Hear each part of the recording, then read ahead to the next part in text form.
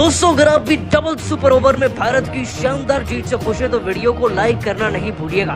दोस्तों रोंगटे खड़े कर देने वाले अंतिम व सुपर ओवर में जीतकर भारत ने इतिहास ही रच दिया। आखिरकार कैसे दांतों तले उंगली चबा देने वाले मुकाबले को भारत ने अंतिम ओवर में जीता और अपने नाम भी किया।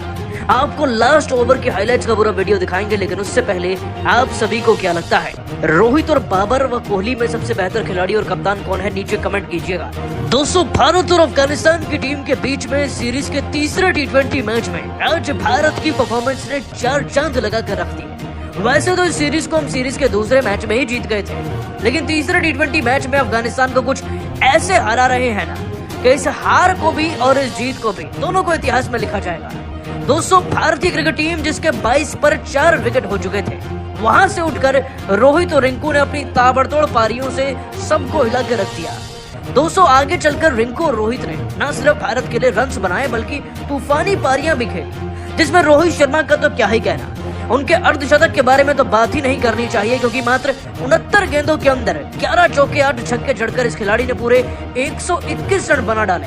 तो रिंकू सिंह ने तो ऐसी बल्लेबाजी करी 69 रन की कि देखकर हर किसी की आंखें चौंधिया गई थी। और दोस्तों अंतिम ओवर में जाते जाते रिंकू सिंह ने सारा मजा चौगुना कर दिया अपने शानदार छक्कों के साथ। दोस्तों भारत ने 212 रन बनाए, लेकिन अंतिम ओवर का हाल तो सुन लीजिए, क्योंकि अंतिम ओवर में मानना पड़ेगा कि रिंकू सिंह ने वाकई में धोनी की तरह फिनिश किया है। वो क्यों, चलिए आपको बताते हैं। दोस्तों 20वें ओवर से पहले भारत का स्कोर 176 था और अंतिम ओवर को फेस करने के लिए रोहित शर्मा पहली गेंद खेलने के लिए तैयार थे। उन्होंने पहली गेंद पर चौका लगाया, अगली गेंद जो कि एक नो बॉल थी उस पर छक्का जड़ा और फिर जो गेंद नो बॉल बनकर फ्री हिट हुई थी उस पर भी एक छक्का लगा दिया। अब दोस्तों स्ट्राइक रिंकू सिंह के हाथ में आई और रिंकू सिंह ने तो कमाल ही कर डाला। दोस्तों रिंकू सिंह ने इस ओवर की चौथी गेंद पर एक शानदार छक्का जड़ा और वहां से 4 गेंदों में ना हमारे 22 रन बन चुके थे अब, क्योंकि ये छक्का था।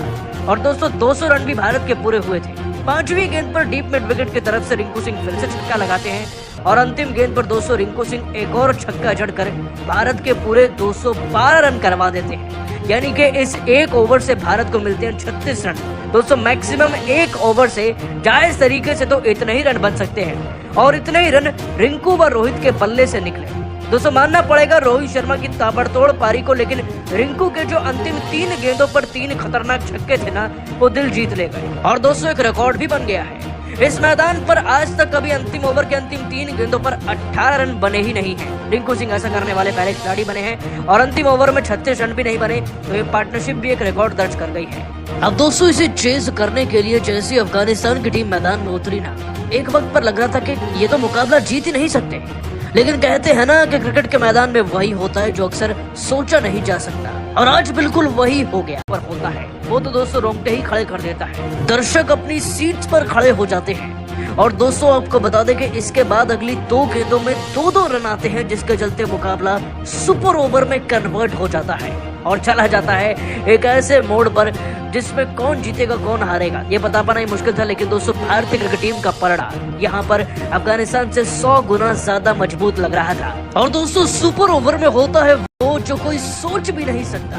दोस्तों सुपर ओवर में अफगानिस्तान की टीम पहले बल्लेबाजी करने आती है। पहली गेंद पर रन तो छोड़िए, उनका विकेट गिर जाता है। अगली गेंद पर 1 रन, लेकिन गुरबाज के चौका जड़ने के बाद न जाने नबी में कौन सी जान आती है कि वो छक्का तो जड़ते ही जिससे 13 रन हो जाते हैं, साथ ही साथ 3 रन दौड़कर भी लेते हैं और 1 रन और मिलता है उन्हें, यानी कि 16 रन हो जाते हैं। और अब सुपर ओवर में जीतने के लिए भारत को 17 रन चाहिए थे, लेकिन दोस्तों पिक्चर अभी बाकी थी, ड्रामा अभी भी और होना था। दोस्तों पहली 2 गेंदों पर 2 रन आते हैं, 4 गेंद में 15 रन चाहिए थे कि तभी दोस्तों रोहित शर्मा अजमतुल्लाह की गेंद पर 2 बैक टू बैक छक्के जड़ते हैं और 5वीं गेंद पर सिंगल रन ले लेते हैं। अब दोस्तों जीतने के लिए 1 गेंद में 2 रन चाहिए थे, लेकिन रोहित की इधर अंपायर से लड़ाई हो रही थी, उधर वक्त निकलता जा रहा था। लेकिन दोस्तों इस वक्त निकलने के चक्कर में रोहित ने अपने विकेट को त्याग करना, मैदान से बाहर जाना जरूरी समझा।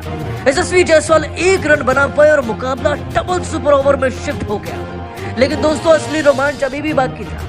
डबल सुपर ओवर में रोहित शर्मा आते हैं, छक्का लगाते हैं, चौका भी जड़ते हैं, लेकिन उसके बाद कुछ होता ही नहीं है। जी हाँ दोस्तों आप सही सुन रहे हैं, डबल सुपर ओवर में छक्का चौका लगने के बाद 1 रन और बाकी विकेट्स आते हैं, यानी कि भारत टारगेट देता है 12 रन का। और अब डबल सुपर ओवर में जीतने के लिए रोहित लाते हैं रवि बिश्नोई को, लेकिन दोस्तों रवि बिश्नोई पहली गेंद पर ही नबी का विकेट दिलाते हैं उस खिलाड़ी का जिसने आज मैच को बनाया। 0 पर इनको आउट करने के बाद भारत की जीतने की उम्मीदें बरकरार थी, जिसके बाद दोस्तों रवि बिश्नोई अगली गेंद पर एक और विकेट लेकर ना भारत को इस मैच में 10 रन से जिता देते हैं। दोस्तों हारा हुआ मैच जिताया बिश्नोई ने, और रोहित का तो क्या ही कहा जाए, शतक लगाया और सुपर ओवर्स में उनके अकेले के 25 रन थे। दोस्तों भारत की डबल सुपर ओवर की जीत।